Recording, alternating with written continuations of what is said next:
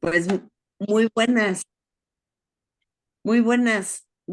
noches. Tengan todos los que ya están aquí presentes en este evento muy importante y muy interesante que está formando parte de los eventos precongreso de la Asociación Psicoanalítica Mexicana del Congreso Nacional, que va a ser los días 7, 8 y 9 de noviembre con el título de El psicoanálisis en el caos. Entonces, bueno, a propósito del título de nuestra ponencia y muy ad hoc a lo que estamos viviendo ahorita en el mundo, tenemos a dos invitados muy especiales, dos psicoanalistas muy reconocidos, reconocidos pensadores, que nos van a hablar del caos y del orden. Primero, el doctor José Camacho, que va a hablar del caos en relación a las ideas del doctor Sigmund Freud, y lo voy a presentar. El doctor José Camacho es expresidente de la APM y de la Sociedad Mexicana de Neurología y Psiquiatría. También fue director del Instituto de Psicoanálisis, donde actualmente es analista didacta con funciones de docencia, funciones terapéuticas y de supervisión. Y es un miembro muy activo, tanto como profesor como participando en grupos de estudio y estimulando todas las ideas que tienen que ver en relación al psicoanálisis. Así es que ahorita le doy la palabra al doctor José Camacho. Gracias, Lola. Ok. Bueno, pues buenas noches a todos. Espero que esta presentación que vamos a hacer el doctor Ricardo Velasco y yo resulte de utilidad como una introducción al tema del caos.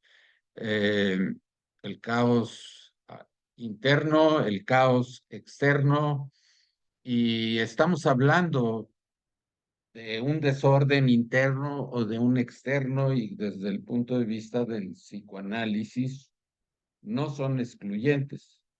Lo externo siempre va a impactar lo interno del ser humano y nuestro mundo interno y la forma como nos relacionamos con nuestros objetos internalizados también va a determinar la manera cómo nos relacionamos con este mundo que nos rodea y con las personas que nos rodean en este mundo y los acontecimientos que van ocurriendo y de ahí deriva cómo los estamos leyendo, cómo los estamos interpretando y cómo los estamos procesando.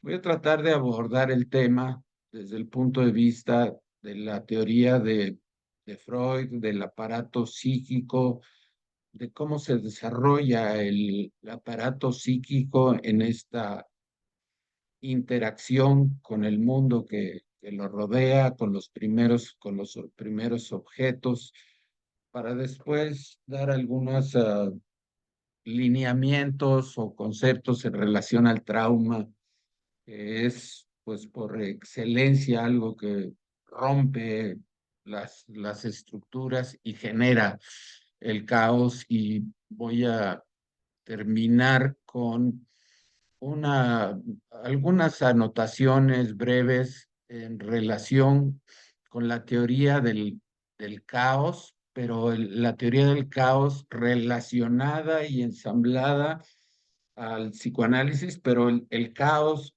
es un concepto que utilizan los físicos y los matemáticos. Con esto voy a cerrar mi presentación. Entonces, un entorno organizado siempre va a permitir que la mente humana se desarrolle con armonía y alcance la maduración estructural para desempeñar eficientemente sus funciones frente al reto de tramitar las pulsiones y sus conflictos internos. todo lo que pasa allá dentro de nosotros y la experiencia subjetiva, así como para los desafíos que la experiencia plantea. ¿Sí? Todo lo que va pasando en nuestro acontecer diario y lo que ha pasado a lo largo de nuestra historia y que nos ha ido conformando a todos. Un entorno desorganizado tendrá el efecto contrario, ¿no? Que no va a permitir que se organice bien este aparato psíquico.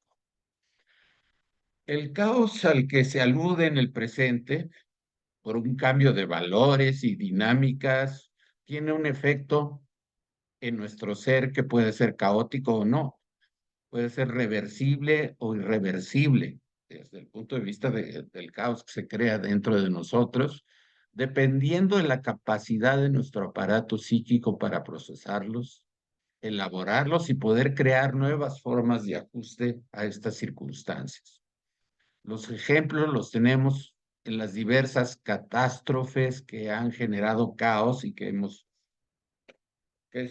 vivimos y que estamos viviendo y que hemos vivido, ¿no? Guerras internas, violencia, terremotos, huracanes o una pandemia que hace poco vivimos todos, que modificó la forma presencial en virtual.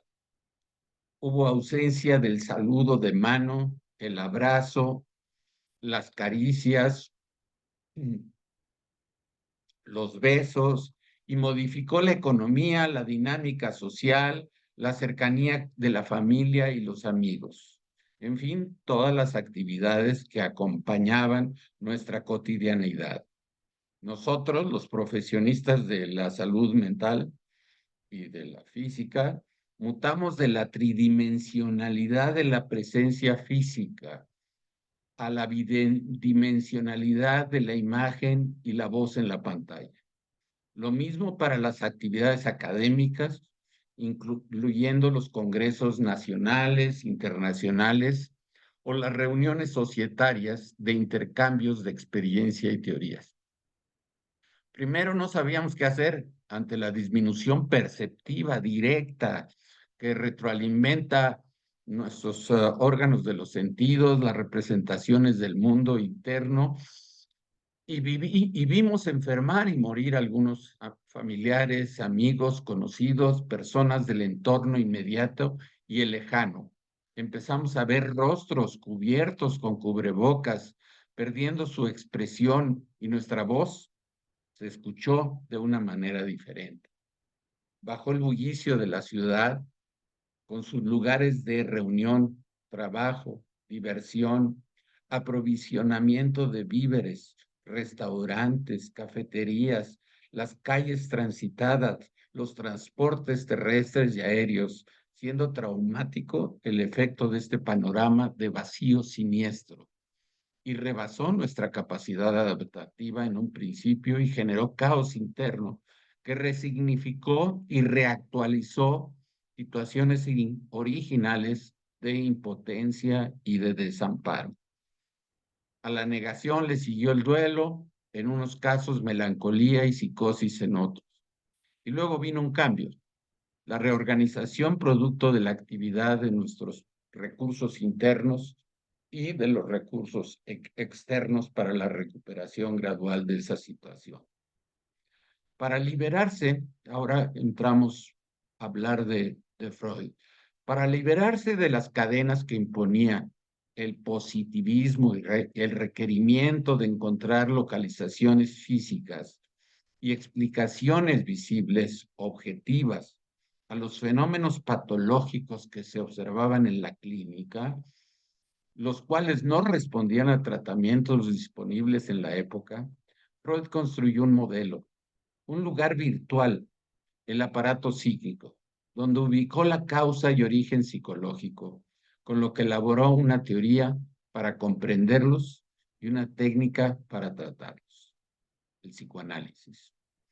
Es así como, mediante la observación de síntomas, pudo encontrar que sus determinantes no eran observables ni objetivos, porque tenían una raíz en un lugar, un topos, una ubicación en el inconsciente del aparato psíquico y que además se caracterizaba por partes o sistemas que eran también preconscientes y conscientes.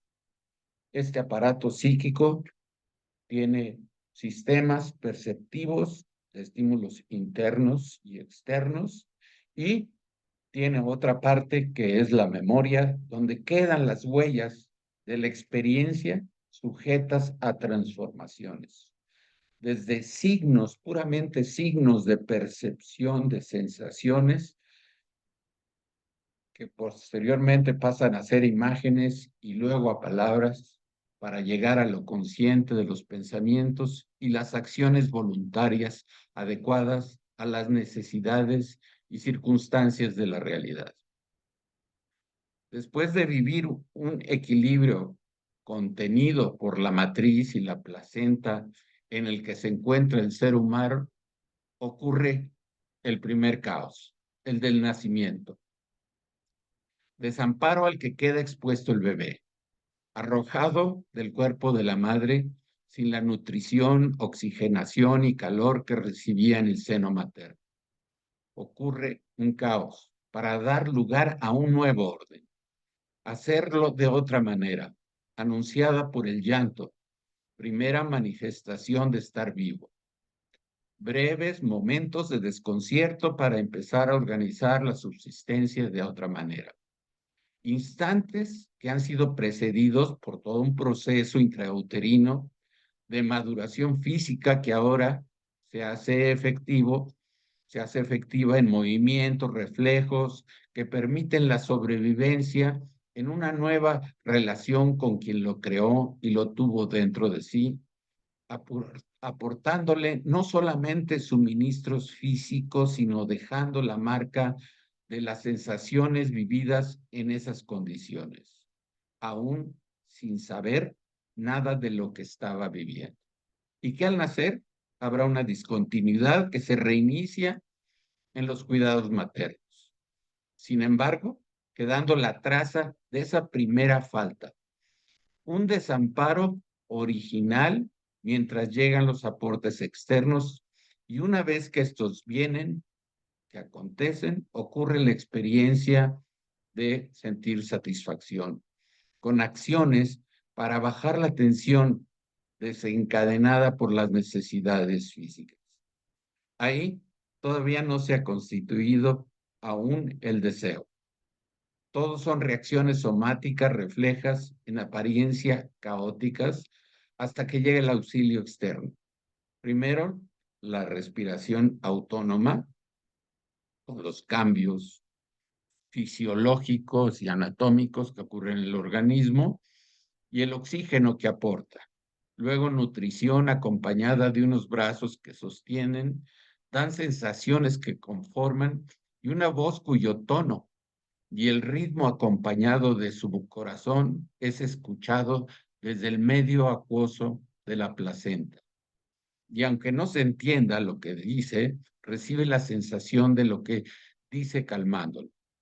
Así empiezan las primeras inscripciones fuera de la matriz, que que dejan huellas de memoria, de bienestar por la satisfacción o de dolor cuando esta falta, mismas que dan inicio a la organización de lo que luego será una experiencia psíquica. Cuando vuelva a aparecer la necesidad y el desamparo, se recurrirá a estas memorias de sensaciones y de imágenes y satisfacción para amortiguar la falta. Aquí estamos hablando ya del deseo y un placer en la satisfacción alucinada. Pero para subsistir no es suficiente.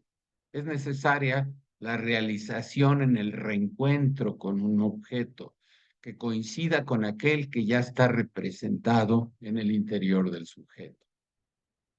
Teóricamente esto se plantea en el proyecto de una psicología para neurólogos de 1895 y vuelve a surgir en la develación de la pulsión de muerte en Más allá del principio del placer, 1920. 25 años de experiencia llevaron a desarrollar la teoría para comprender y ampliar el espectro del tratamiento que originalmente era para la psiconeurosis, conceptualizadas al principio como la expresión de una formación de compromiso entre consciente e inconsciente, entre las pulsiones sexuales y las del yo, pero que no alcanzaba para abordar otras patologías como las organizaciones limítrofes y psicóticas determinadas por la lucha entre la pulsión de vida y de muerte, la tendencia al crecimiento, la integración y la unión, por un lado; por otro, por otra parte, en el sentido inverso, la destrucción y la muerte. Sin embargo, nos encontramos en periodos en los que hay, de la historia, en que hay más destrucción, periodos de caos, de cambio, donde la pulsión de muerte se enseñorea y nos destruimos masivamente unos a otros, o fenómenos naturales que nos destruyen, donde se pierden los intereses que tenían cierto orden, se rompe la estructura estabilizadora, protectora y aquello que la unía, dándose como consecuencia una pérdida de equilibrio. Esto ocurre no solo a nivel de los grupos sociales, sino de los individuos. Pasemos ahora al trauma. Por definición, un trauma rompe estructuras, desune aquello que estaba unido, con la consiguiente pérdida de una trama continua, integrada, funcional. Esto ocurre en el cuerpo cuando una fuerza rebasa su capacidad de mantener la cohesión de y entre sus partes. Lo mismo sucede en la mente cuando el aparato psíquico es rebasado, tanto en el manejo de tensiones y conflictos, como cuando el caos del entorno rompe la capacidad de tramitar sus impactos en nuestro ser. El resultado va desde estados de desorganización psíquica, angustia, terror, sensación de desamparo, diversos grados de discapacidad emocional, temporal o permanente, hasta la muerte, cuando no hay la posibilidad de recuperación y cambios adaptativos a las nuevas circunstancias. Fracturada la organización, resulta imposible tramitar la atención. Ligaduras rotas de energía que funcionaban acorde al principio del placer. Fuerzas desatadas que solicitan descarga inmediata para evitar la destrucción del sistema. Urge una descarga y necesidad compulsiva para disminuir la tensión que ha desgarrado la estabilidad y la homeostasis. Intentos por ligar nuevamente las fuerzas desatadas. De lo contrario, el camino ineludible es la muerte física o psíquica, la tendencia a lo que antecede a la materia viva y va hacia lo inanimado. Ha ocurrido el trauma. Estamos más allá del principio del placer. Es el caos. Esta fractura subsiste aunque quede inconsciente y será la fuente atractora predisponente al trastorno psíquico. Cito a Freud: los sueños traumáticos ya no pueden verse como un cumplimiento de deseos.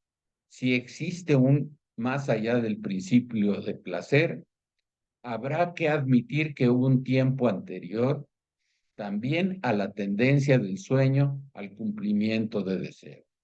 Ahora, ¿de qué depende la regulación adecuada de los estímulos para que el aumento de tensión no produzca una ruptura? Nuestro aparato psicobiológico posee distintos mecanismos, pasivos, activos, innatos o adquiridos, que procuran el mantenimiento del equilibrio. La relación fuerza de los impactos y resistencia será la que determine el destino de esta diada, ya sea que la primera nutra a la estructura o la rompa o la estimule o la sobreexcite. Freud nos habla de una barrera protectora antiestímulo. En el proyecto habla de pantallas teleneuronales como filtro de los estímulos externos, de lo que además se puede huir. Por otra parte, Existe otra serie de dispositivos para el manejo de los estímulos internos de los que no podemos escapar. Y estos dispositivos pues, son las redes asociativas de representaciones que se han ido creando a lo largo de la experiencia. Barreras de contacto que contienen impulso, mecanismos de defensa de diversos rangos, válvulas afectivas con umbrales de descarga y retomando el proyecto, un yo definido como una red neuronal que posee una carga constante de energía para regular otras redes que además, dando un brinco hasta el modelo teórico estructural, posee una capacidad para la autonomía. La neurosis traumática es el resultado de una vasta ruptura de la protección antiestímulo. Un exceso de fuerza o una debilidad del equipo tramitador de la misma resulta en una fractura que tendrá manifestaciones inmediatas, consecuencia de las reacciones a las rupturas y expresiones a largo plazo del resultado de las modificaciones permanentes en la estructura y dinámica del aparato, así como en las alteraciones en la distribución energética y sus representaciones que dan contención, mismas que aunque no sean visibles, serán inferidas en conductas, rasgos de carácter, síntomas psíquicos y físicos. Ahora bien, la unidad psicobiológica tiene que desarrollarse en una interacción con un medio ambiente que satisfaga las necesidades y promueva la evolución de instrumentos y funciones genéticamente heredados para la sobrevivencia. Si hay una falla en un aspecto o en otro, es decir, en lo constitucional o en la experiencia, permanecerá una tendencia a la pérdida de la homeostasis, al caos en diferentes grados, de tal manera que la tolerancia y la resistencia del aparato psíquico será menor frente a los estímulos internos o externos. Fragilidad traducida en una ruptura o trauma. De ahí que las reacciones sean desproporcionadas a las causas actuales. En el concepto de series complementarias, Freud nos habla de que se juegan un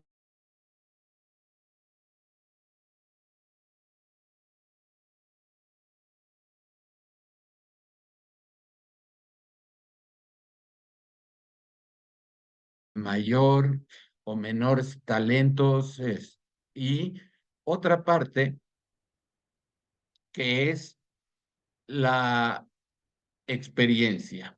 Las deficiencias, cuando se refieren a la parte constitucional, aquello con lo que el equipo que nacemos, requerirán pocas fallas o excesos de la segunda para que produzca, es decir, de la experiencia para que se produzca un desequilibrio. Aquí la historia del sujeto no cuenta mucho, por lo tanto, la posibilidad de modificación tiene un margen de maniobra muy estrecho y escaso para la reexperiencia que se da en el psicoanálisis y el pronóstico será pobre. En cuanto al predominio de la experiencia ambiental, dependiendo de su grado de inadecuación y la etapa en que ocurre y las secuelas que deje, dará la oportunidad de que se elabore estas situaciones traumáticas mediante la reexperiencia transferencial, espacio donde en la regresión se dan reactualizaciones, reemergencia de situaciones de caos que dan pie a nuevas transformaciones de las vivencias inadecuadas o traumáticas que produjeron daños en el desarrollo y funcionamiento psíquico, con lo que pierden su efecto nocivo. Se reasumen las detenciones de procesos interrumpidos y las estructuras dañadas se reparan. Así, la historia que era nociva deja de serlo y enriquece el presente en lugar de ensombrecerlo y contaminarlo de intensidades que corresponden a otro lado, a otro tiempo y a otras circunstancias. La cantidad del estímulo siempre es determinante para producir la desestabilización de la economía psíquica y al llegar a cierto punto, no importa qué tan fuerte sea el equipo, el ser humano será incapaz de procesarlo, con lo que se desatará el trastorno manifestado en una serie de síntomas psíquicos y físicos. Citaré los siguientes ejemplos clínicos de Freud como, como una forma de mostrar desde dónde Freud fue conceptualizando su teoría del trauma. Eh, de hecho, pues, el psicoanálisis se inicia con la concepción del trauma, con el hallazgo de que había situaciones traumáticas que estaban determinando, eran determinantes de que ocurriera un trastorno psíquico, un trastorno psiquiátrico. Entonces nos dice, un hombre experimenta una ofensa, una bofetada. Hay acrecentamiento de la suma de excitación del sistema nervioso. Le nace la inclinación a minorar esta excitación acrecentada y devuelve la bofetada y de este modo queda más aliviado. Para leves acrecentamientos de excitación quizá basten unas alteraciones. Llorar, insultar. La palabra es el sustituto de la acción. Y si la reacción está interceptada, su recuerdo conserva el afecto que tuvo en su origen. No puede aligerarse del aumento del estímulo mediante la abreacción. Entonces, está dada la posibilidad de que el suceso en cuestión se convierta en un trauma psíquico. Este es un ejemplo.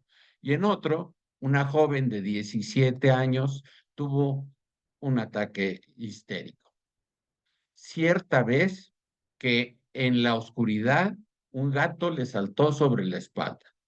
Parecía simple el efecto de terror.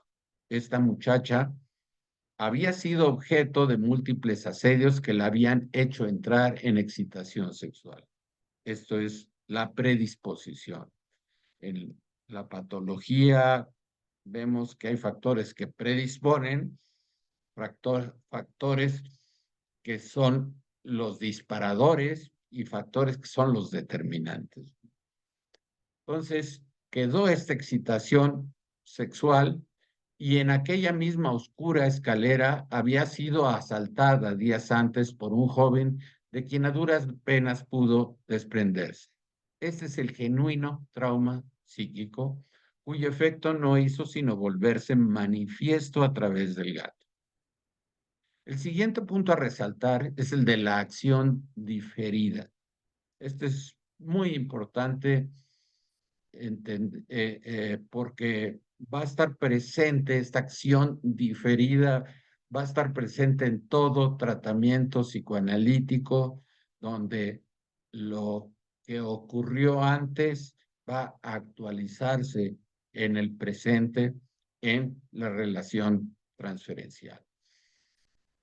Y es requisito para que haya una una revisita a esa circunstancia, a esa vivencia. Entonces, la acción diferida consistente en que el trauma ocurre en una etapa temprana de la vida. Ahorita viene el ejemplo de esto, cuyo efecto se manifiesta posteriormente debido a otro efecto que evoca al primero, pero que además posee la característica de agregar excitación sexual faltante que no tuvo en la vivencia anterior. Entonces tenemos que el desarrollo de lo perturbador no es lineal, sino que ha de experimentarse a posteriori. La psique es un sistema complejo en el que hay predisponentes que determinan sobre reacciones impredecibles a los estímulos. Caos que solo habrá de tener sentido cuando lo inconsciente se haga consciente. En el proceso psicoanalítico se permite, mediante la elaboración, tramitar un atractor que está en otro tiempo cuyo efecto desorganizador prevalece en un estado potencial dentro del aparato psíquico. Ejemplo de esto lo encontramos en el proyecto, la parte 2, que es una parte de psicopatología. Dice, Emma está hoy bajo la compulsión de no poder ir sola a una tienda. Entonces viene un recuerdo. Tenía 12 años, poco después de la pubertad o de inicio de la pubertad, fue a una tienda a comprar algo. Vio a dos empleados reírse entre ellos y salió corriendo presa de terror. Sobre esto se despiertan unos pensamientos, que estos dos se reían de su vestido y que uno le había gustado sexualmente, le había atraído sexualmente. Tanto el nexo entre los fragmentos como el afecto de vivencia son incomprensibles. O sea, no tenía ninguna situación por qué estar provocando una situación de terror para que saliera corriendo. Eh, si ella ha sentido displacer a causa de que se rieran de su vestido, pues hace tiempo que esto estaría corregido, desde que ya viste como una mujer. Y nada cambia en sus ropas por el hecho de ir a la tienda sola o acompañada. La exploración ulterior descubre un segundo recuerdo. Siendo una niña de 8 años, fue por 2 veces a la tienda de un pastelero y éste le pellizcó los genitales a través del vestido. No obstante, la primera experiencia acudió ahí una segunda vez. Luego, no fue más. Y como secuela de esto, solamente queda que se reprocha haber ido la segunda vez y queda una especie de sentimiento de culpa en relación a muchas circunstancias, ¿no? Comprendemos la escena 1, la de los empleados, y recurrimos a la escena 2, el pastelero. La conexión asociativa entre ambas es proporcionada por la risa. La risa de los empleados le hace acordarse de la risotada con que el pastelero había acompañado su atentado. El proceso se puede reconstruir como sigue. En la tienda los dos empleados ríen. Esta risa evoca inconscientemente el recuerdo del pastelero. La situación presenta otra semejanza. De nuevo está sola en un negocio. Junto con el pastelero es recordado el pellizco a través del vestido. Pero ella, ya entre tanto, digamos, ya cuando va en la pubertad a la tienda y se encuentran los empleados, ya se ha vuelto puber y el recuerdo despierta un desprendimiento sexual que se transpone en angustia, tiene miedo de que los empleados puedan repetir el atentado y se escapa. O sea, no tiene nada que ver con los empleados, sino tiene que ver con un recuerdo que se activó, pero ahora ya tiene una carga sexual que no puede tramitar.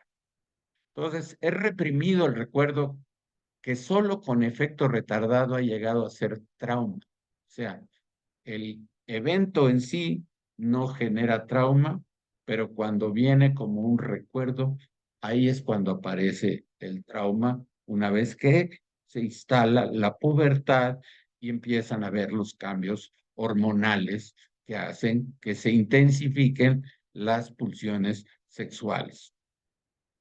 Entonces, el trauma es el desprendimiento del afecto como consecuencia del recuerdo. Y en la histeria vemos que se vuelven excitables sexualmente de manera prematura por una estimulación mecánica o de sentimiento. podemos suponer que en su disposición se contiene un desprendimiento sexual prematuro. O sea, hubo un desprendimiento entonces, pero no tuvo la suficiente intensidad cuando ocurrió, y es cuando cuando viene el recuerdo que ya tiene esta carga sexual. Otro punto es el correspondiente a la verdad histórica, en la que había un interés prominente en el papel de la seducción por un adulto. Luego, en la célebre Carta 69 dirigida a Flies en 1897, declara: ya no creo en mi neurótica. En lo inconsciente, es decir, ya no creo yo en el trauma por la seducción. Dice, en lo inconsciente no existe un signo de realidad. No se puede distinguir la verdad de la ficción investida con afecto, o sea, la fantasía. Aquí asevera la realidad psíquica donde reinan las fantasías compuestas de derivados impulsivos, dando paso para que más adelante teorice la sexualidad infantil y las fantasías primarias. Anna Freud hace una aclaración en 1981 y dice: lejos de existir solamente la fantasía del incesto, es también un hecho, y sería un error fatal sobreestimar la importancia y la frecuencia de su ocurrencia verdadera. 1926, inhibición, síntoma y angustia. Freud habla de la angustia como la reacción originaria frente al desvalimiento en el trauma, que más tarde es reproducida como señal de auxilio en la situación de peligro. El yo que ha vivenciado pasivamente el trauma ahora repite de manera activa una reproducción templada de este, con la esperanza de poder guiar de manera autónoma su decurso. Aquí habla de la angustia, señal que prepara al aparato psíquico, al yo, para enfrentar los impactos de una situación intensa. En 1988, los psicoanalistas Baranger, Willy y Madeleine, y junto con Jorge Mon, ellos uruguayas, el argentino, resaltan que hay formas extremas de estados afectivos que llegaron a ser incorporados en la mente como precipitados de las experiencias traumáticas primitivas puras, sin significado, totalmente disruptivo. Y esto está determinado por las pulsiones originales, cuando no hay la intermediación del objeto para introducir la libido que neutraliza la pulsión de muerte desorganizadora. Ahora, no podemos dejar fuera los aportes hechos por diversos autores, ensamblando lo psicoanalítico con el campo físico-matemático de la teoría del caos determinista. Me baso en especial en Jean-Michel Quinaudot, que expuso sus ideas en 1997 en un artículo que se llama Transiciones en las estructuras psíquicas a la luz de la teoría determinista del caos.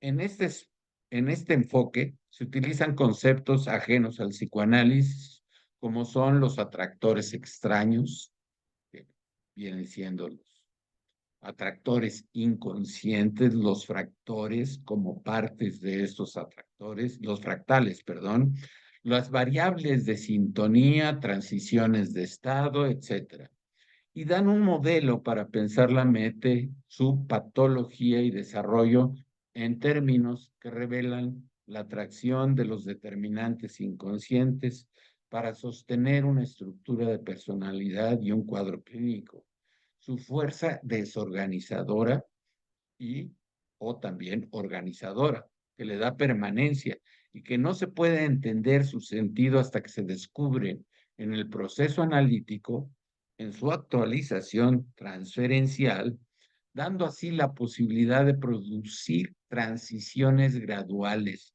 mediadas por la relación paciente analista en las sesiones con frecuencia suficiente para que ésta llegue a los distintos niveles donde se encuentran estratificadas las inscripciones que generan una expresión psíquica en la conducta.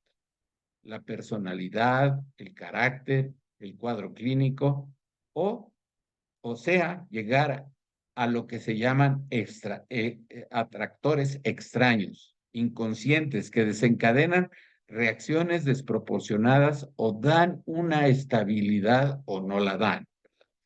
Esto va acompañado de periodos caóticos transicionales para pasar de un estado a otro. Si tomamos el modelo del desarrollo de las diferencias, por ejemplo, en la posición esquizoparanoide y la depresiva, cada una de estas configuraciones tiene mecanismos distintos como la escisión en la primera y la integración en la segunda, en la depresiva, para el manejo de las vicisitudes del aparato psíquico en las diferentes circunstancias. El número de elementos, variables y constantes que entran en juego son complejos y no lineales, tampoco proporcionales uno a uno, donde la diada sujeto-objeto es una variable que va sintonizando los procesos de cambio para que estos no sean bruscos ni catastróficos, sino que el caos generado por las múltiples determinantes vaya adquiriendo un sentido durante la constante repetición para llegar a una elaboración mutativa que permite pasar de patrones parciales, escindidos, rígidos, con tendencia a la turbulencia, a otros flexibles y adaptativos, donde la contradicción, o sea, la paradoja, se vuelva una complementariedad, es decir, los opuestos producto de la escisión se transforman dentro del espacio transicional de la sesión y se integran. Así, los procesos primarios podrán pasar a los secundarios con fluidez y estos podrán, se podrán nutrir de los primarios. Lo consciente se podrá nutrir de lo inconsciente. El yo dispondrá más de la rica fuente del ello, ayudado de la regulación del superyo. El ello no será solo una fuente borboteante de pulsiones caóticas. Lo genital emergerá con turbulencia pero sin caos, desde lo pregenital, sin quedarse atrapado en las fijaciones de este. Lo preedípico, diádico, podrá transitar hacia lo edípico, triádico, y desde ahí renunciar al incesto para elegir otros objetos posibles sin seguir repitiendo la búsqueda de los objetos con patrones infantiles. Todo esto ocurrirá a un paso y un tiempo adecuado para no generar turbulencias caóticas irreversibles con resultados desastrosos, no producir la iatrogenia. Freud trajo a la humanidad el impacto de una nueva ciencia y provocó el caos con su teoría. Revolución que permitió comprender la sexualidad más allá de lo biológico, desarrollando el concepto de psicosexualidad, es decir, la representación psíquica del instinto sexual somático. Nos mostró a la infancia más allá de su inocencia, donde se fragua el destino determinado por lo heredado y lo que va ocurriendo en el transcurso de las experiencias, en las escenas, con los primeros objetos que seguirán repitiéndose en los distintos escenarios que el ciclo vital va poniendo a su paso.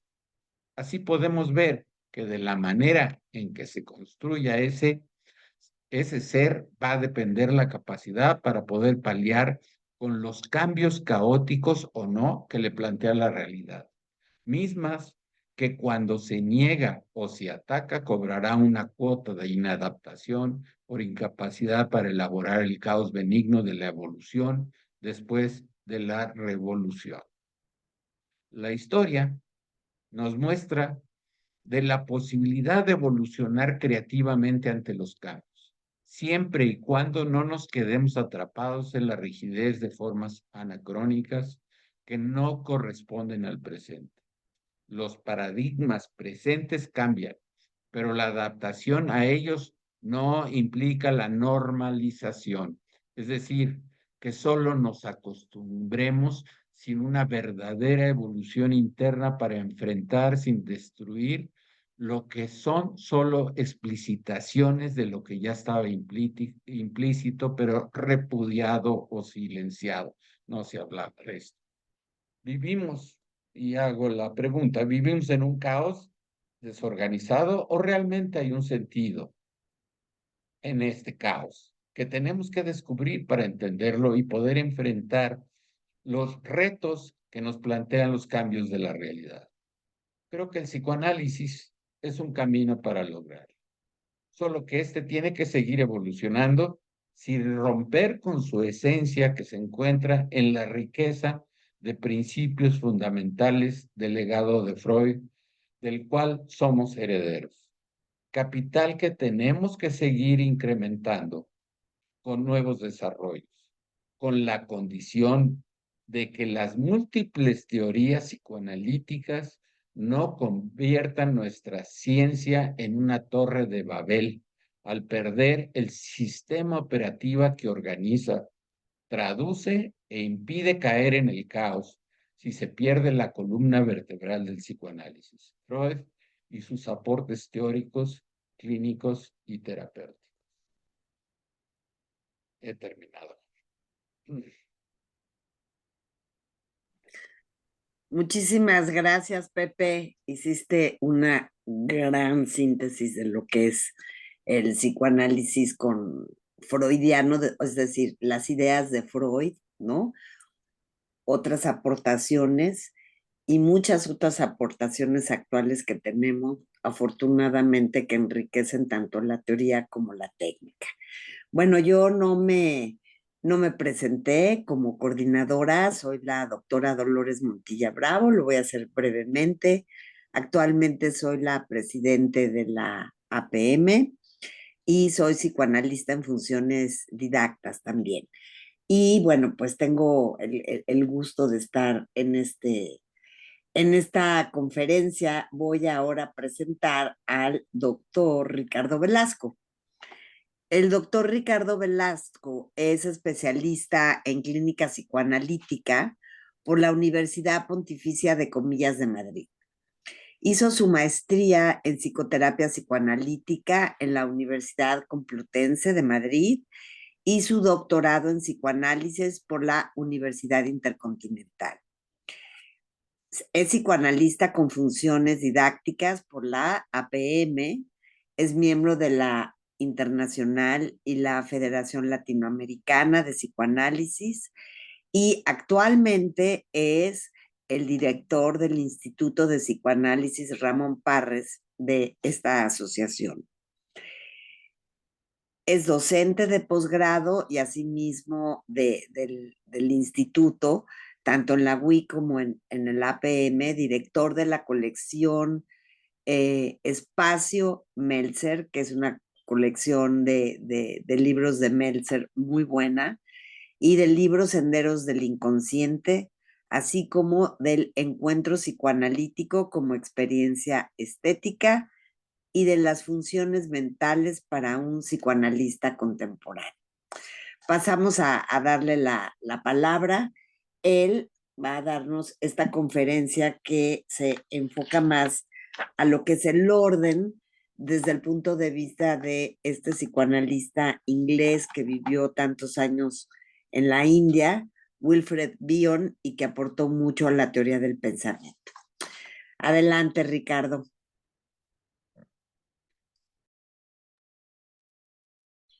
Bien, muchísimas gracias, Lolita. Encantado de estar acá compartiendo este espacio también con el doctor Camacho y bueno, evidentemente con el gusto de estar acá en esta actividad preparatoria para nuestro próximo Congreso Nacional, al que están cordialmente invitados y los esperamos con mucho gusto. Bien, yo tengo preparada digamos, unas ideas para tratar de dar un panorama un tanto sintético, pero creo que es suficientemente abarcativo para comprender algunos aportes en la obra de Wilfred Bion, tomando como eje conductor la relación caos-orden, y esa va a ser mi línea. Voy a hablar de algunas etapas en la obra de Bion que voy a dividir en prácticamente 5 partes. La primera parte voy a hablar sobre el periodo de los grupos. Esto es más o menos en la década 40, 50. Después voy a hablar sobre el periodo de la psicosis, que abarca los 50 finales, principios de los 60. Después, lo que es el Bion más conocido, que es el modelo epistemológico emocional, que abarca los primeros años de los 60 hasta el 65. Después, hay una parte muy central en la obra de Bion, que yo he llamado el giro bioniano, que se da en 1970, donde aparece un cambio muy, muy radical, digamos, en su obra. Este giro se puede llamar el giro de K a O, esto lo voy a explicar, por supuesto.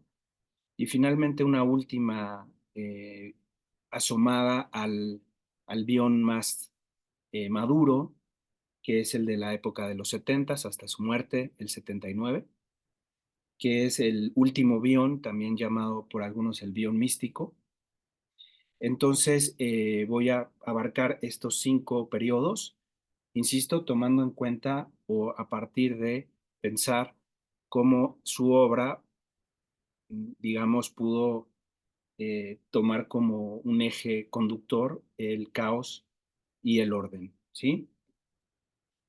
Bueno, voy a empezar con una cita de Meltzer que aparece en el libro Desarrollo Cliniano 3, que son los seminarios de Meltzer relativos a la obra de Bion, donde él dice que Bion es nuestro Leonardo da Vinci, es el Leonardo da Vinci del psicoanálisis. Y esta es la cita de Meltzer. ¿Qué está tramando este Leonardo contemporáneo?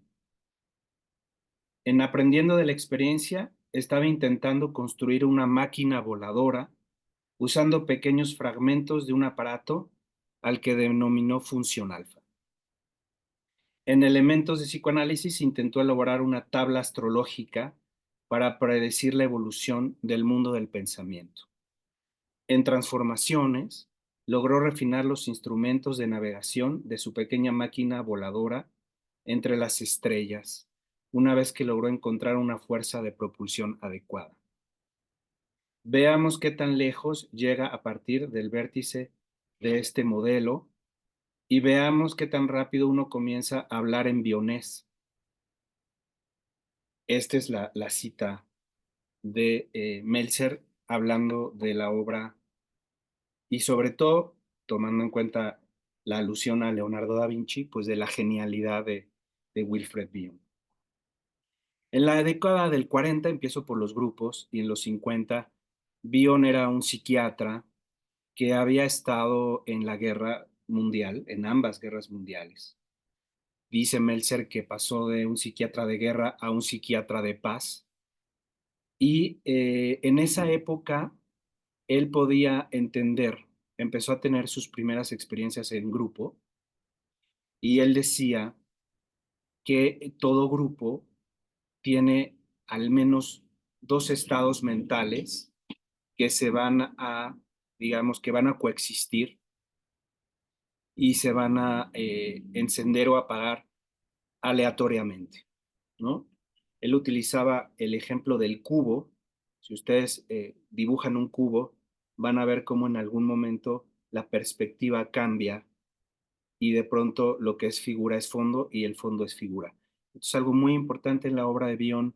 Todo el tiempo está jugando con perspectivas, con lo que él llamó la visión binocular, es decir, entender que una cosa es lo que estamos viendo y otra cosa es lo que está detrás, que también es parte del fenómeno que estamos entendiendo, ¿no?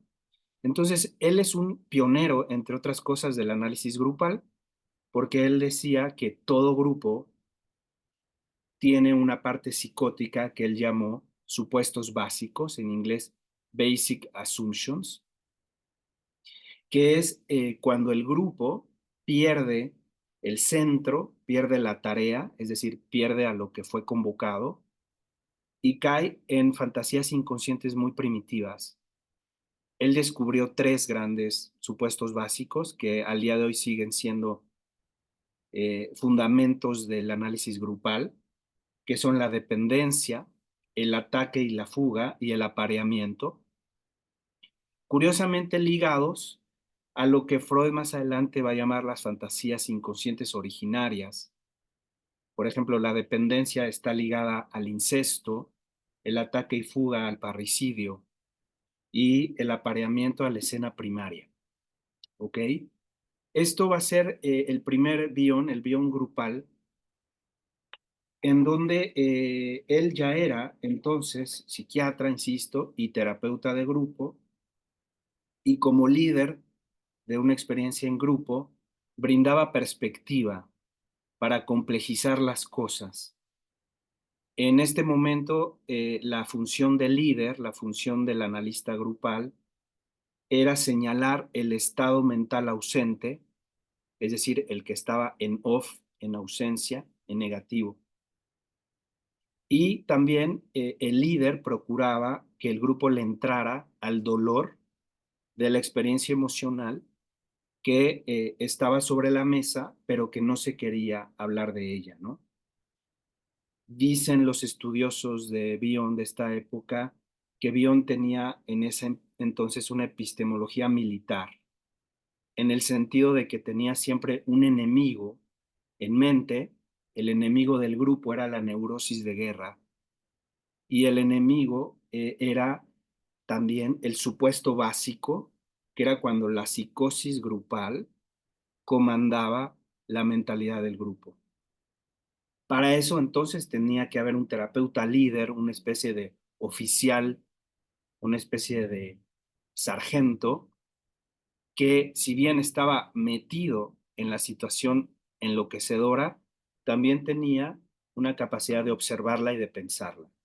La frase que Bion utilizaba en esta época era abatido pero no sumergido, es decir, metido en la situación grupal psicótica, pero con la suficiente capacidad pensante para no sumergirse en esa psicosis y poder, por lo tanto, salir de la situación. ¿Sí? Un ejemplo del trabajo en grupo lo menciono en el libro Senderos del Inconsciente, que es mi primer libro, en el capítulo llamado Las Flores de Hielo, que es una experiencia en grupo con unas niñas en Chalco que tuvieron un brote epidémico de histeria colectiva.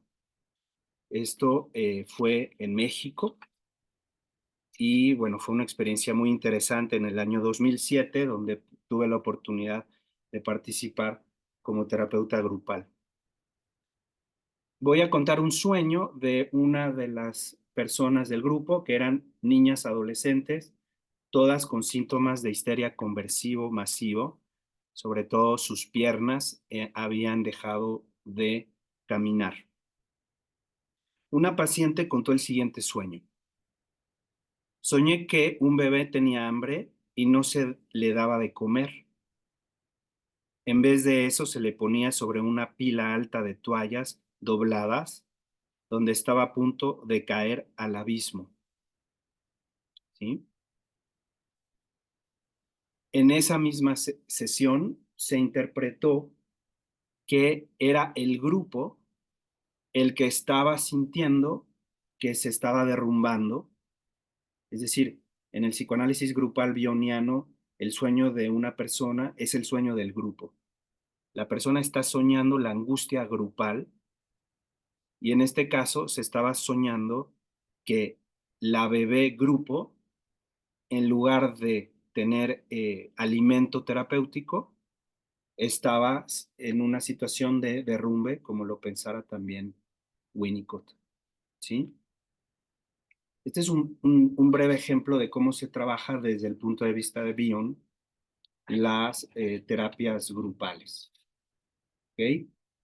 Es muy importante entonces, el trabajo del analista grupal tiene que ver en este momento con no caer en las angustias psicotizantes del grupo y darle un sentido a lo que está viviendo el grupo, ponerlo en palabras y de alguna forma metaforizarlo, ¿sí? Bueno, hasta ahí la parte de grupos. Esto es solamente, insisto, un asomo de cada una de estas etapas de la obra bioniana, ¿no? Después viene la segunda parte, es el llamado periodo de la psicosis. Este es Bion de los 50. El libro de referencia es Volviendo a Pensar. Aquí Bion ya es un analista, pero todavía no es Bion propiamente, sino que es un discípulo bastante brillante de Melanie Klein. Además, paciente de Melanie Klein. Lo que tenemos que resaltar más de esta época de la obra de Bion, precisamente es su propuesta sobre la parte psicoanalítica de la personalidad. Es decir, él, distanciándose cada vez más de la psiquiatría, va a decir que el psicoanálisis, por lo menos como él lo entiende, parte de la idea de que en todo sujeto hay una parte psicótica de la personalidad. Esta parte psicótica se caracteriza por tres rasgos fundamentales. Uno es el impulso a destruirlo todo. Dos es el odio a la realidad.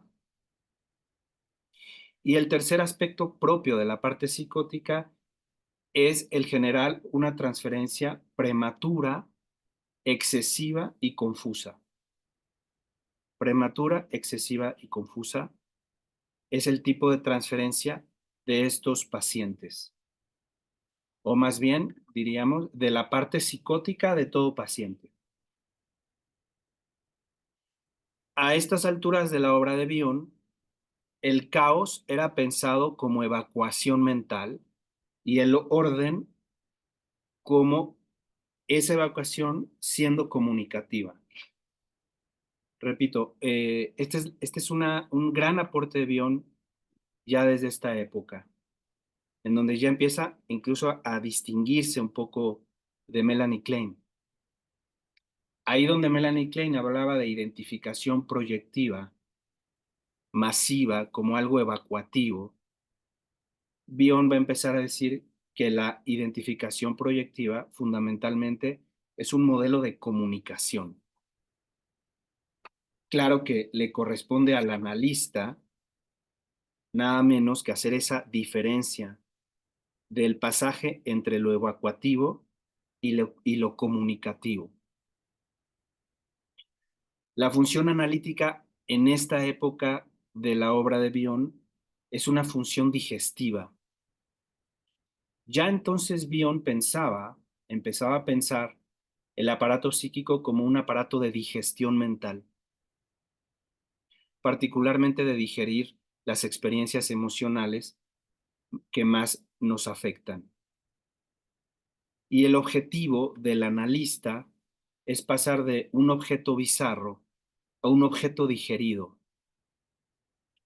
El objeto bizarro es propio de la parte psicótica, que es cuando algo inanimado, dice Bion, se vuelve animado, cuando le otorgamos características de humanidad a algo que no lo tiene, es decir, el delirio propiamente. Mientras tanto, el analista, lejos de, digamos, digamos, indigestarse con el delirio o con el objeto bizarro, en la transferencia, obviamente, se entiende que el objeto bizarro es el analista en transferencia. Dicho de otra manera, el paciente, que ya dijimos, hace transferencia masiva, excesiva y confusa, pretende, cuando está activa su parte psicótica, atacar la función psicoanalítica de la personalidad del analista. El analista tiene que resistir a este embate que Bion llamó ataque al vínculo o ataque al pensamiento, y tiene que devolverle claridad ahí donde el paciente quiere confundir. Esto no es cualquier cosa, ¿no? Regresar claridad en tiempos de confusión. Voy a citar ahora a Jaime Lutemberg en su libro El psicoanalista y la verdad, en el capítulo que habla precisamente de la parte psicótica de la personalidad y cómo es que desde el punto de vista de Bion se puede trabajar analíticamente. Dice Lutemberg, cito, cuando somos receptores de la transferencia psicótica, se requiere de una alta creatividad de parte del analista para poder construir un trama mental en el analizando. Particularmente, dice Lutemberg, los pacientes psicóticos necesitan sentir que nosotros podemos amarlos justo en el momento que ellos nos están odiando. ¿Sí?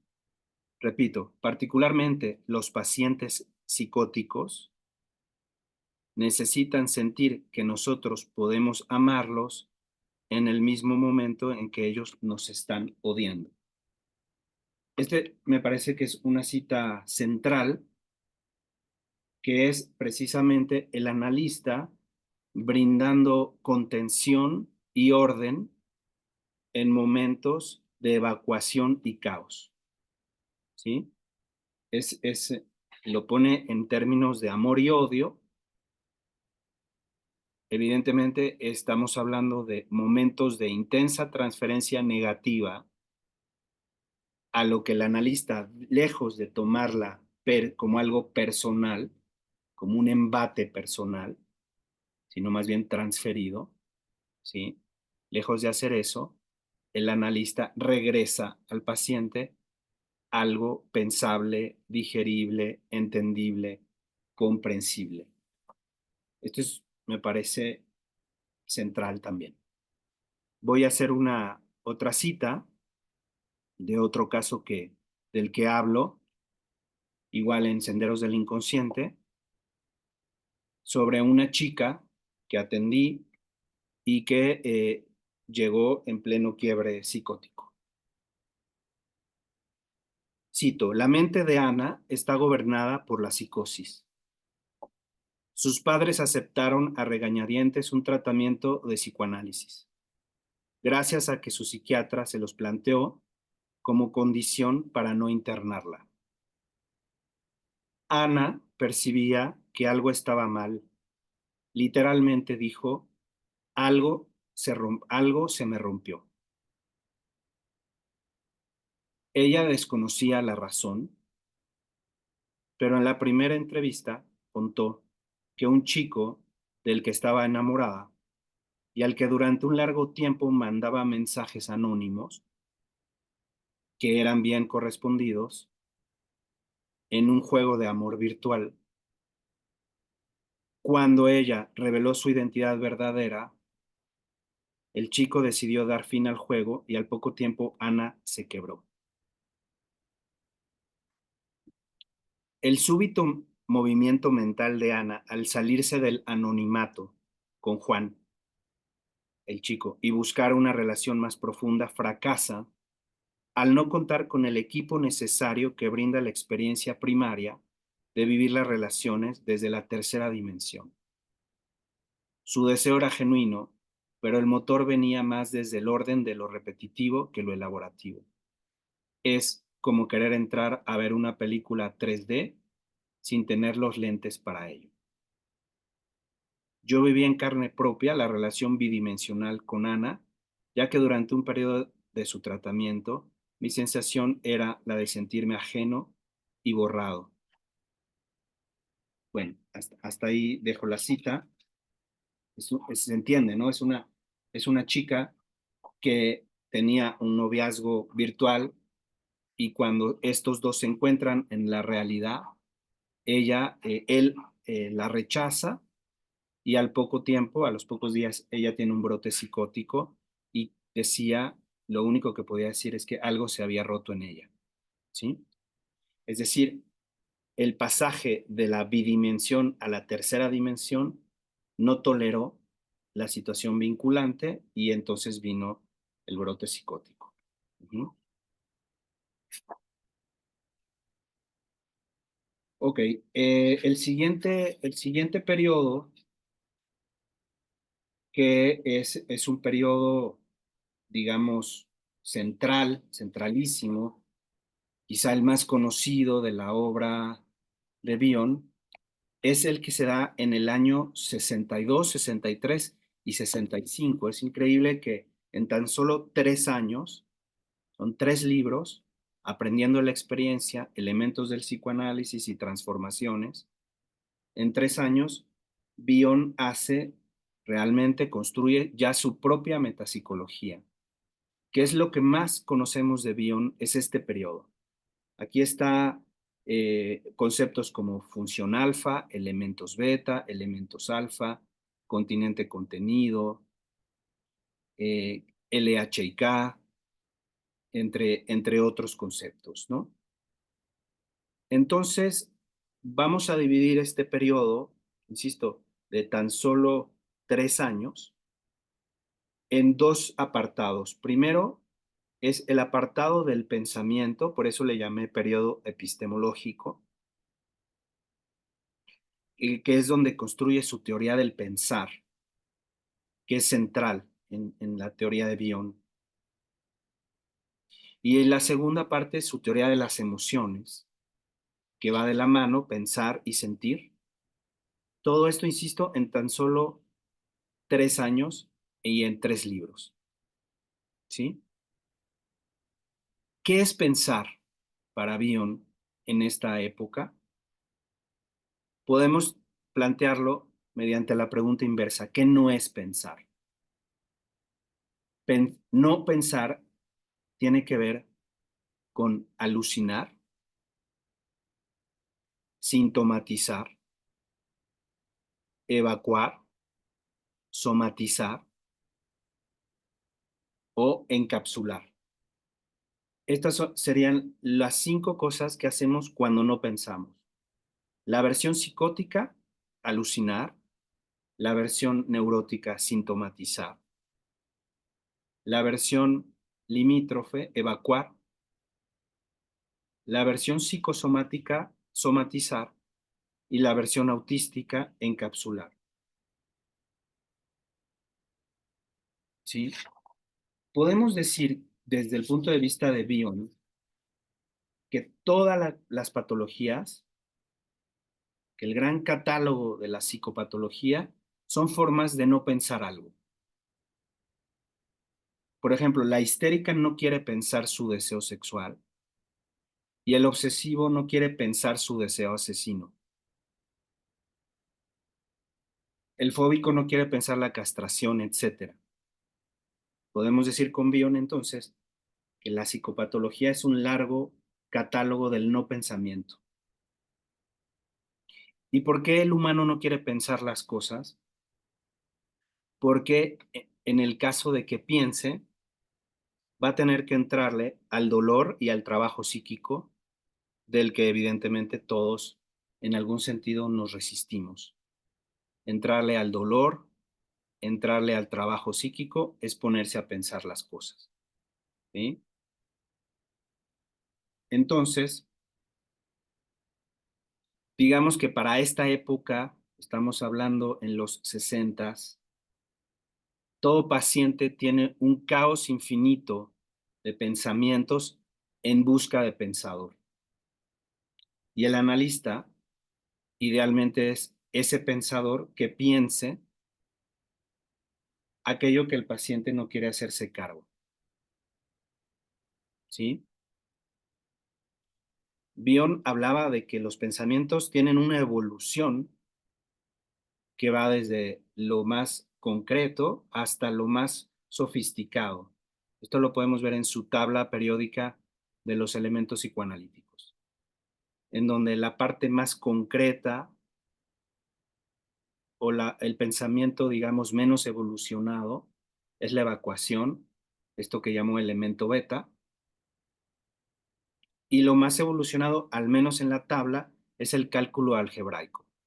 Obviamente Bion lo deja abierto para que los siguientes psicoanalistas que vienen por delante, que van a venir delante de él, complementen la tabla que él digamos, construye, ¿no? Lo importante entonces es que el analista sería, de alguna forma, un personaje que contribuye a que los pensamientos del paciente cada vez sean más sofisticados y más evolucionados. Meltzer dirá un poco más adelante que el pensamiento más bello y más exquisito que puede hacer alguien es un sueño. El sueño es un pensamiento de lo más evolucionado que hay. Después tenemos el modelo emotivo experiencial, que es el que aparece en el libro Aprendiendo la Experiencia, pero también en Transformaciones. En el centro de la metapsicología bioniana, cada vez va a estar más la emoción. Cada vez va a hablar menos de pulsión y cada vez va a hablar más de emoción. Y además esta emoción está ligada a la emoción actual, a la emoción del aquí y el ahora. Es decir, la escucha de Bion está muy centrada en la situación actual del paciente, en su experiencia emocional actual. Eso que preguntamos en la primera sesión y que nunca más hay que dejar de preguntarse, que es, ¿qué lo trae por acá hoy? Para Bion, esa es la pregunta perpetua. Así el paciente lleve 10 años contigo, la pregunta sigue siendo, ¿qué lo trae por acá hoy? Si el analista es intuitivo y comprensivo con esa pregunta, quizá le dejará al paciente las ganas de volver a una sesión más. ¿Sí? Bion dice que el analista lo único que tiene que hacer es dejar la curiosidad suficiente para que el paciente vaya a una sesión más. Y así por 15 años, ¿no? Bueno, acá Bion se pone particularmente emotivo, digamos, no tanto su literatura, que es bastante críptica y todavía en esa época más cercana a la matemática que a la literatura, pero los temas que él trataba eran fundamentalmente experienciales y emotivos. Y aparece su gran concepto, quizá el más conocido y quizá el más celebrado, que es la función alfa. La función alfa que será el caballito de batalla de Bion a lo largo del resto de su obra y que nunca queda muy claro qué es, aunque sí podemos dilucidar algunas metáforas. Por ejemplo, la función alfa es el gran ordenador mental. La función alfa es el traductor de las emociones y la función alfa es el hacedor de imágenes oníricas. Es el cineasta interno, diríamos. ¿Sí? Entonces, muy importante, él le quiso poner alfa, que es una letra griega, para que no se relacionara con nada de lo que anteriormente se había escrito en psicoanálisis. La función alfa sirve para crear los sueños, los mitos y los recuerdos, pero también la función alfa suma para crear la barrera de contacto, que es gracias a lo cual las personas pueden sentirse contenidas. Entonces, la función alfa es contenido y es continente. ¿Sí? Son contenidos para soñar, pero también es continente para la barrera de contacto. Ya entonces Bion estaría diciendo que el vínculo analítico teje función alfa para que eventualmente cuando el paciente deje su análisis, se lleve el programa álfico, es decir, la capacidad de autoanalizarse por un tiempo en lo que regrese eventualmente a reanalizarse, ¿no? Porque sabemos que el análisis es interminable, tiene sus pausas, pero siempre regresamos a análisis. Bion entonces tiene un programa de alfabetización, es decir, partir de lo crudo a lo sofisticado. Lo crudo es beta y lo sofisticado es alfa. El ejemplo que doy de esto también lo está en el libro El encuentro psicoanalítico como experiencia estética, pero ahí está demasiado extenso, lo voy a resumir. Es una paciente que a lo largo de algunos años de análisis pasó por la siguiente secuencia que obviamente pude captar ya después de que sucedió, no en el momento. Digamos que al principio la paciente se cortaba, hacía cutting, se autolesionaba. Algún tiempo después se hizo de un novio que la maltrataba y ella decía en sus propias palabras que andaba con ella y la cortaba, andaba y la cortaba. Otra vez la palabra corte, y a este novio le decíamos el cúter en la sesión, aludiendo a la primera etapa. Un poco más adelante, ella tuvo a bien tatuarse ahí donde antes había una cicatriz, donde se cortaba en los brazos. Esta es una siguiente fase, el tatuaje encima del corte.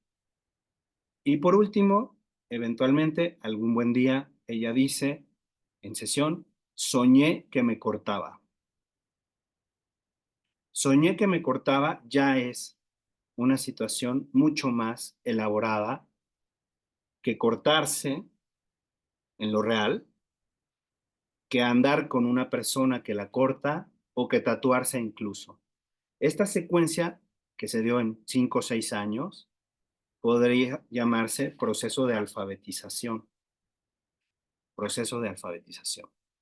Y es lo que eventualmente intenta un analista que suceda en un análisis por medio de su propia función alfa. ¿Sí? Bien.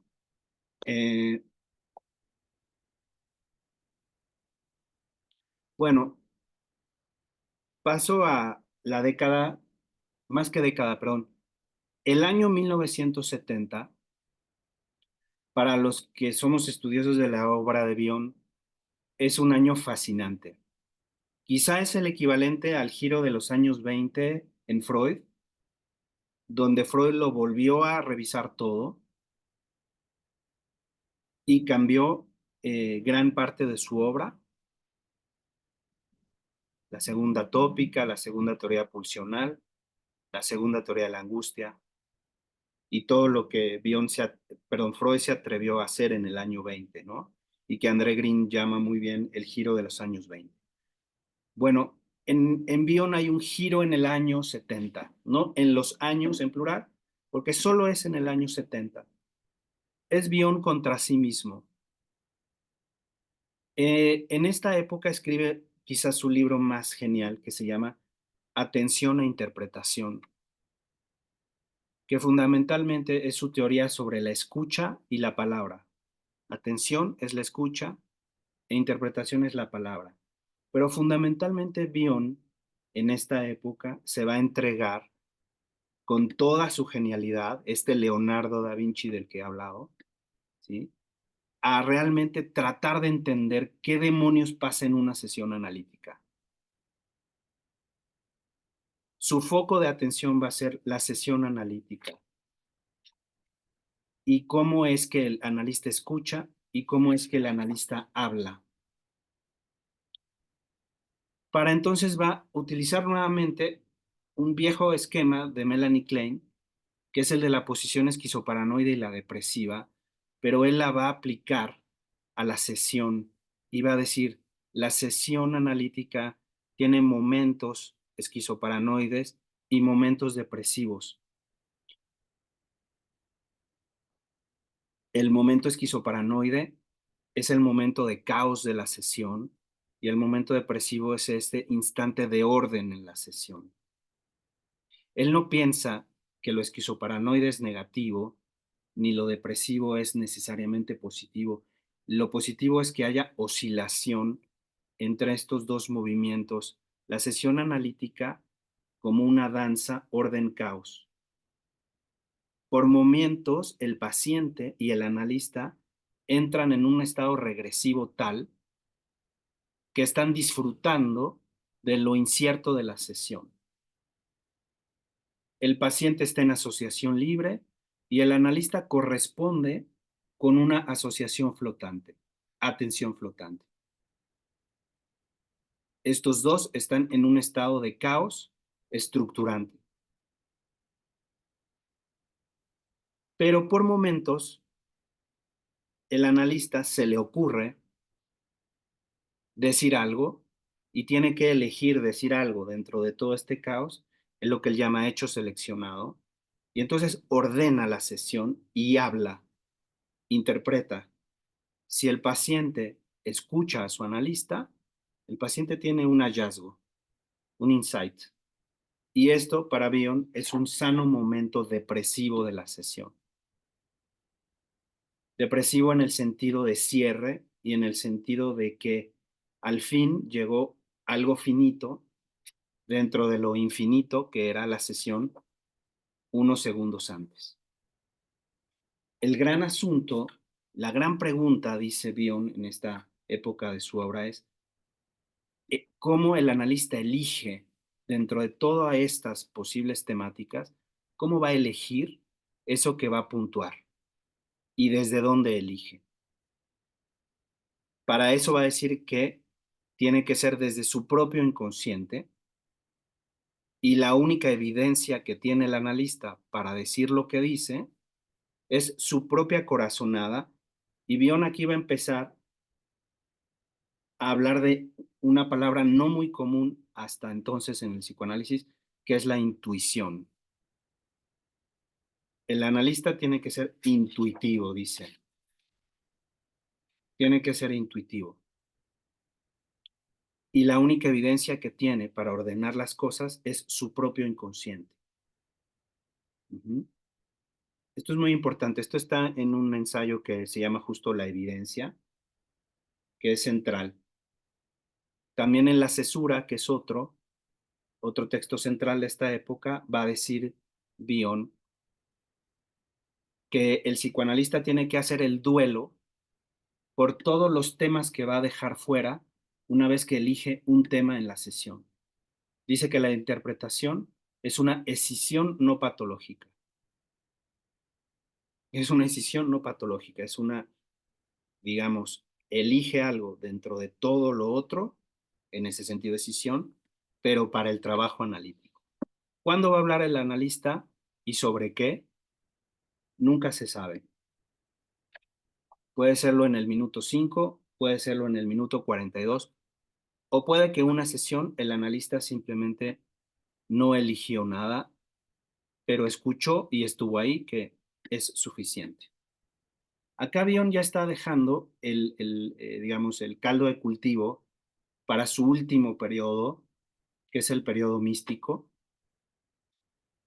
que es el último que voy a presentar, ya para ir concluyendo estas últimas ideas, ¿sí? El último Bion es el del año de los 70, que fundamentalmente se dedicó a dar conferencias por gran parte del mundo. Tenemos los seminarios italianos, los seminarios brasileños, etc. Bion entonces va a regresar a sus raíces hinduistas, que ya nos explicó muy bien Lolita, que Bion nació en la India, ahí pasa su infancia y esto definitivamente lo marcó y lo tocó. Podemos decir que Bion regresa a Oriente, rompe su ideal científico matemático, rompe la tabla y abraza lo intuitivo y lo espiritual. Aquí aparece un Bion que es fascinante, aunque no es tan leído, que es el que va a utilizar ahora la palabra, la letra O, que él realmente nunca explicó muy bien qué era O, pero la va a utilizar en sus seminarios. Va a decir que lo, lo más evolucionado a lo que aspira un analista es el pasaje de K a O. K sabemos que es knowledge, conocimiento. O no sabemos qué es. Algunos le preguntaron que si era el cero, que si era O de origen. Él nunca contestaba esa pregunta, no solo decía que O era O. Pasar de K a O es pasar de la palabra al silencio, de la comprensión a la vivencia, de descifrar el enigma a respetar el misterio, de la representación de las cosas a la presentación de las cosas. No es lo mismo hablar de psicoanálisis que estar en análisis. Y Bion va a traer una nueva palabra, tampoco tan usada en psicoanálisis, que es la fe. Una palabra evidentemente de raíces religiosas, ¿no?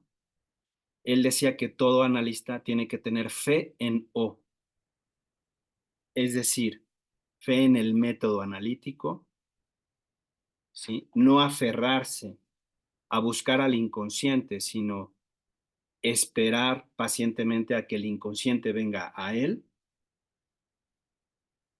porque dice Bion, y esta es una cita de Eigen, en el origen y en el final, todos somos caos y todos somos catástrofe.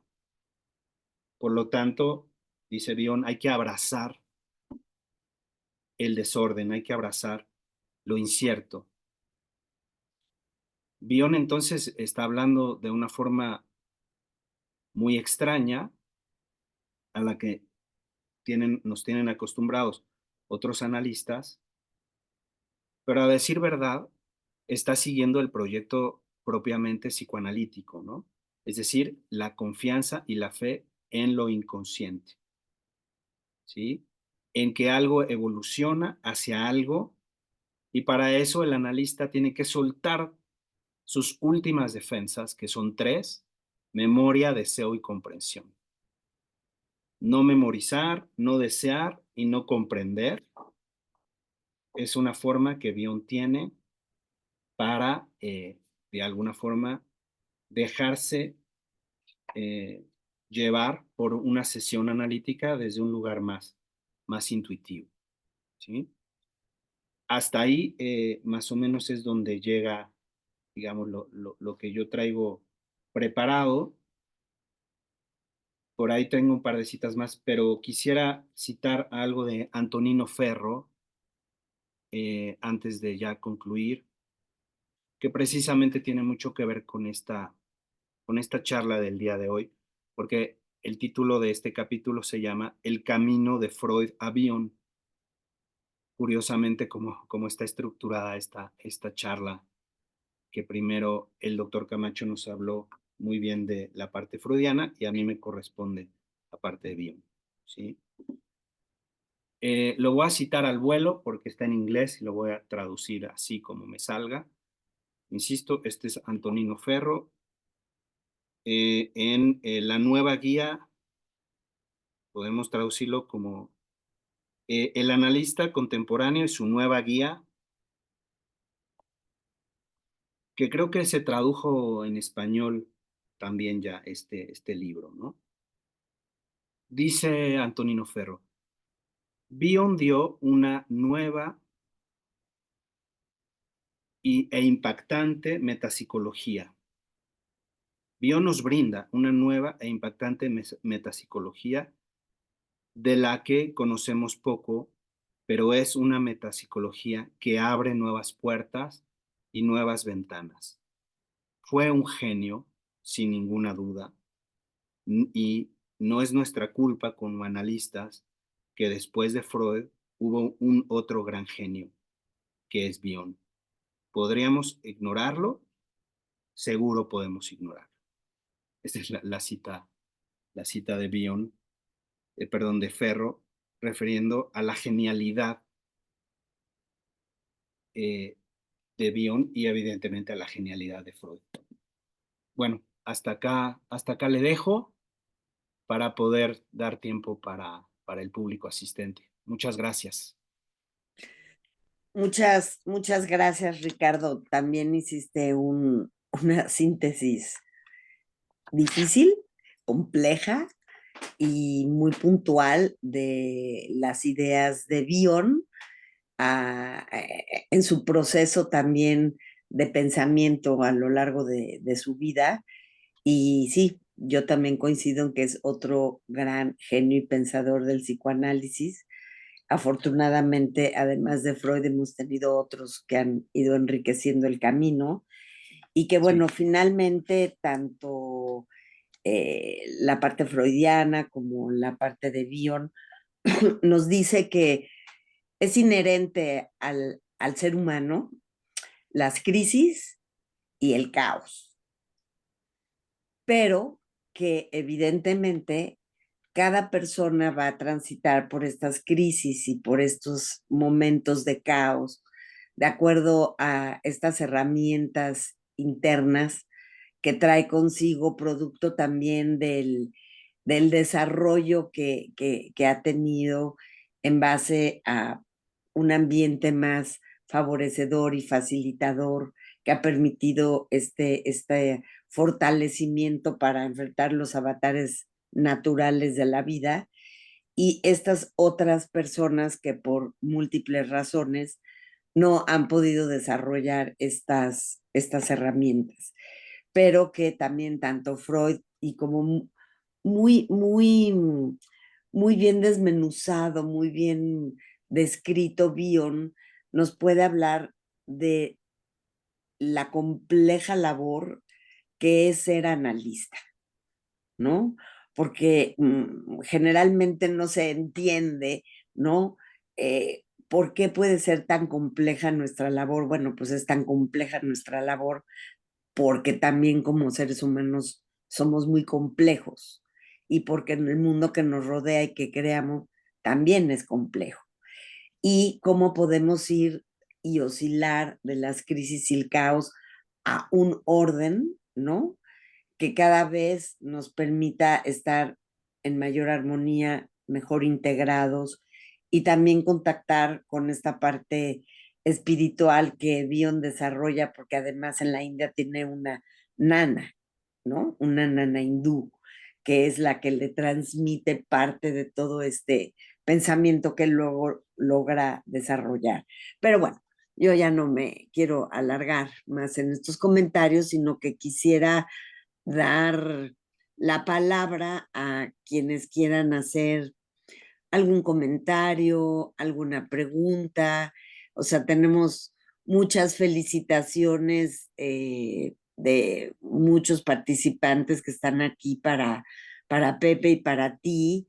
Eh, Uno muy bonito que dice, escucharlos hablar de psicoanálisis es miel a los oídos. Estos espacios nos dejan mucho que pensar y volver a pensar como analistas en nuestra práctica clínica. Eh, Así es. Yo creo que alguien que está aquí de 8:30, ya son 10:15, ¿verdad? Es porque tiene curiosidad y ganas de conocer y de aprender algo más. Pero bueno, no sé si haya alguien que levante su manita y que quisiera decir algo.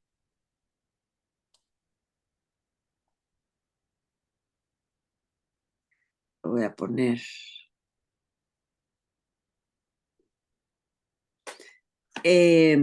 Odette, quita tu micrófono, por favor. Hola, Dolores, doctores. Em, bueno, a mí lo que me queda para preguntar, ¿no? Es y comentar, o sea, el interés que tengo mucho de escuchar hoy esta ponencia es precisamente de lo que primero hablaba el doctor José con respecto a que venimos saliendo precisamente de un caos, ¿no? Que es la pandemia, que la ejemplificó muy bien el doctor al inicio, esta situación dolorosa y fuerte que ha sido transitar y ahora la pospandemia salir de ella, ¿no? O sea, tomando en cuenta este caos, orden, ¿no? Y considerando esto que decía el doctor Ricardo con respecto a el trabajo que uno como analista hace con estos pacientes y uno, ¿no? Que también padecimos este caos dentro de nuestros consultorios, dentro y fuera de nuestros consultorios, es cómo, o sea, ese es mi comentario, Laura, mi pregunta es, ¿cómo, doctor Ricardo, cómo te he seguido durante mucho tiempo, ¿no, Ricardo? Y es cómo comprender esto desde esta postura de Bion con respecto a la fe, al conocimiento, a la palabra, a transitar este periodo que se me hizo muy rico lo que, como lo dijiste, esquizoparanoide, al depresivo, dentro del trabajo terapéutico. ¿Cómo lograr crear esta conexión con esta pospandemia, ¿no? Con esto que se evita mucho hablar en la consulta, ¿no? De lo que venimos saliendo. Por ahí es mi participación. Muchas gracias, Lola. Un gusto en verte.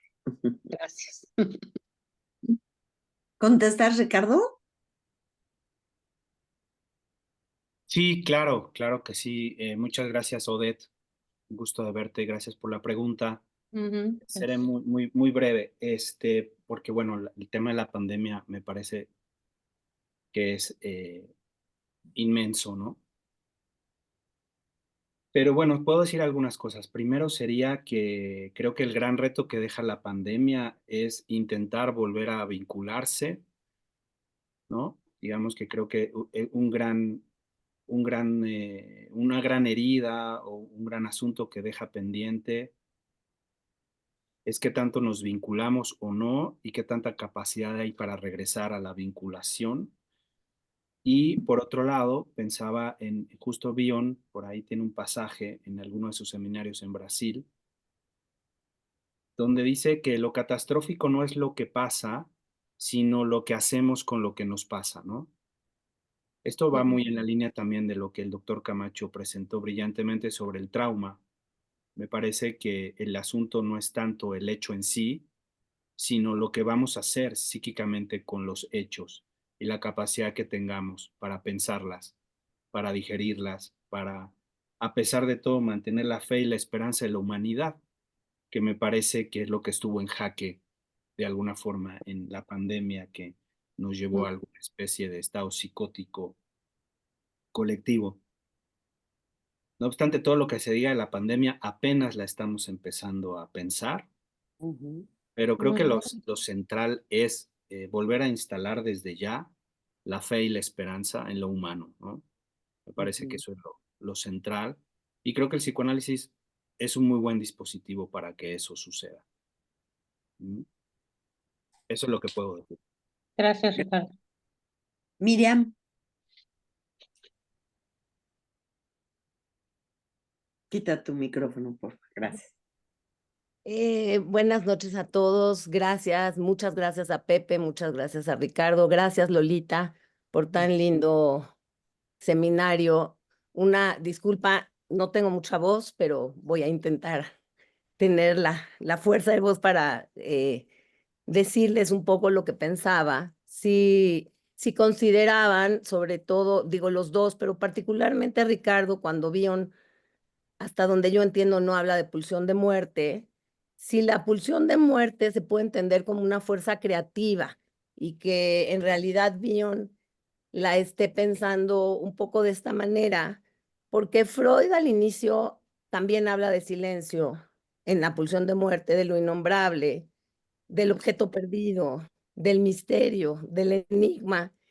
Y justamente cuando habla de la muerte, nos va a hablar exactamente de lo que hasta donde yo puedo entender, porque no conozco tanto a Bion, tiene que ver con esta O, ¿no? Del enigma, de la pregunta, o sea, la pulsión de muerte, no nada más como destructividad, sino como una capacidad en donde, digamos, esto caótico del inconsciente permite justamente que el aparato se empiece a organizar y empiece el orden. Y como me parece que Freud lo que busca es un sentido en la vida para poder dar justamente una posible creatividad al ser humano. Digo, se los pregunto a los dos qué piensan, pero también específicamente a Pepe, justamente con la pulsión de muerte y el asunto de lo que un poquito Ricardo ha hablado de la neurosis de guerra y el manejo de la psicosis, si pudiéramos pensar en dos momentos de la pulsión de muerte, que en realidad Freud sí lo habla en Inhibición, Síntoma y Angustia, en el proceso de la crueldad, dice que hay diferentes niveles de crueldad. Digamos, aquí podríamos pensar, hay diferentes niveles de organización en la desorganización de la pulsión de muerte. Una sería por ejemplo, el ataque de dos soldados directos de cuerpo a cuerpo, en donde hay una posibilidad de encuentro con otro y puede haber culpa desde uno con el otro, que sería el proceso del enemigo e inclusive el odio, en donde Freud muy bien en Más allá del principio del placer dice todavía hay ligadura, y otro segundo momento en donde dice que ya no hay ligadura y donde Green dice que se puede deshumanizar al otro, donde verdaderamente ya no hay prácticamente ligadura. ¿Qué piensas, Pepe, si hay posibilidad de pensar la pulsión de muerte como inclusive dos posibilidades de organización dentro de la pulsión de muerte o no? Y bueno, Ricardo, no sé si quieres decir algo desde la neurosis de guerra con el momento psicótico que hablaste del grupo. Eso es todo. Pepe.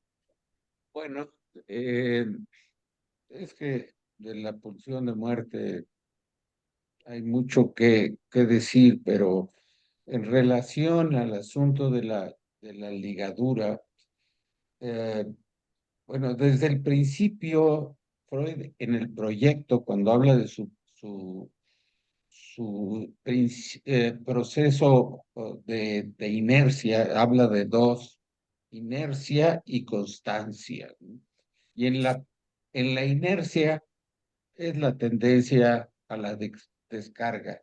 Y en más allá del principio del placer es donde dice, bueno, esto está más allá del deseo, de la constitución del deseo, y dice que entonces no hay la posibilidad de, es decir, se pierde el amparo de las representaciones, se desligan las representaciones, y entonces viene otra forma de funcionamiento del aparato psíquico y otro concepto de la pulsión de muerte, que sería la descarga como intentos de ligar también, como intentos de elaboración.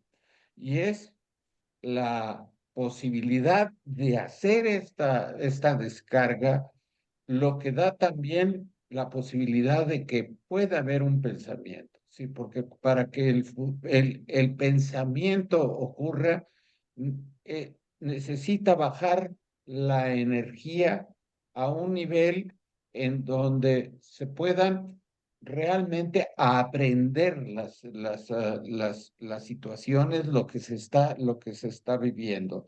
Si la pulsión de muerte es algo que eh, va siendo neutralizada desde el nacimiento con la aparición del objeto y, y entonces empieza a haber ahí una liga libidinal y ya no es solamente una descarga desorganizada, inespecífica, sino se van constituyendo representaciones desde la experiencia de satisfacción y luego desde ahí viene la posibilidad de que esto se alucine y después de que pueda ser pensado. Es decir, el pensamiento es el resultado de un proceso que ocurre en el aparato psíquico donde van transformándose las cosas. Si nos vamos, bueno, no quiero extenderme más, quiero darle el espacio a Ricardo para que hable de esto, ¿no? Porque si no, ya nomás quedan 4 minutos. 4 minutos, bueno, gracias, Pepe. Igual en 4 minutos, una pregunta tan compleja, pero a ver, gracias Miriam por tus preguntas. Es problemático el tema de la pulsión de muerte en Bion, ¿no? A mí me parece que partiendo de la idea de que pulsión de muerte no es sinónimo de pulsión de destrucción, que esa es una crítica que han hecho muchos, ¿no? De que no es lo mismo la lectura kleiniana que la freudiana, que es el autor de la pulsión de muerte. La destrucción ya implica algún tipo de mezcla pulsional y la pulsión de muerte me parece que es esta tendencia al cero, a la desligadura, tal como Freud la conceptualizó. Entonces yo diría que Bion tiene una idea, lo más cercano a la pulsión de muerte en Bion sería el terror sin nombre. Esto lo digo porque para él esta es la angustia de aniquilamiento, la angustia más psicótica, la angustia más temida en cualquier sujeto, que tiene que ver fundamentalmente con quedarte absolutamente solo, con no ser pensado por nadie, por tener la certeza de que no le importas a nadie y que nadie te va a pensar ni sentir. Esto es lo más cercano a la inanición, digamos, a lo inhumano, a la sensación propiamente de autodestrucción. De todas formas, el modelo de Bion, ya desde el terror sin nombre, es más intersubjetivo que intrapsíquico, ¿no? En eso sí hay, creo que ya de entrada una diferencia con Freud. En cuanto a O y la pulsión de muerte, yo creo que más bien O se acerca a la pulsión de vida en su sentido más puro, porque O es una fe en que algo va a evolucionar por sí mismo y evolucionar hacia un lugar creativo, no es una evolución destructiva. Lo que sí creo que se parece en Freud a O es el principio de Nirvana. Definitivamente sí. Que bueno, sabemos que ese es un pasaje freudiano por ahí cuando carteaba con Romain Rolland y es un guiño místico en Freud que también lo tuvo como cualquier genio. Pero Entonces, bueno, lo piensa como pulsión de muerte. él lo piensa como pulsión de muerte, sí, pero El desde nirvana. el nirvana, sí, en Freud, pero desde el punto de vista de Bion, a mí me parece que esta fe no siempre es una fe en una evolución creativa. En ese sentido, no tendría mucho parecer con la cuestión, digamos, tanática y más bien de vida o más bien de creatividad, ¿no? Insisto, él con el paso de los escritos de Freud, perdón, de Bion, no va a hablar más de pulsión de muerte, prácticamente va a dejar de lado ese concepto, pero sin decir que no cree en la pulsión de muerte, como Winnicott sí lo dice derecho y sin mentiras, ¿no? Winnicott sí dice, yo no creo en la pulsión de muerte, a mí eso no me funciona y yo más bien tengo otras explicaciones para la destructividad.